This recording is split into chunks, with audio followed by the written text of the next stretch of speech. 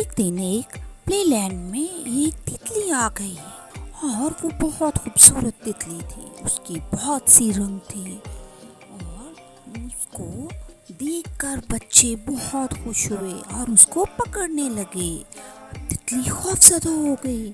اس نے کہا نہیں نہیں مجھے مت پکڑو میرے پر ٹوٹ جائیں گے, میرے رنگ خراب ہو جائیں گے. پر بچوں نے اس کی پرواہ نہیں کی, اس کے پیچھے بھاگنے لگے بہت برے طریقے سے اور اس کو پکڑنے لگے. تتلی نے خود کو بچانے کی بہت کوشش کی پر بچوں نے نہیں مانا اور اس کے ایک پر کو تھوڑا سا نقصان ہو گیا اور وہ رونے لگی اور پھر پھولوں کے اوپر چلی گئی.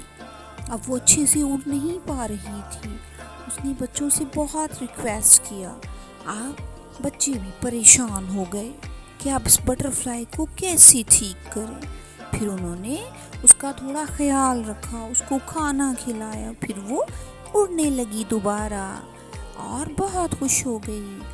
بٹر فلائی نے کہا میرے بہت سی رنگ ہیں, میرے پاس پاکستان کا فلیگ بھی ہے اور میں بہت خوبصورت ہوں اور یہ میرا گھر ہے.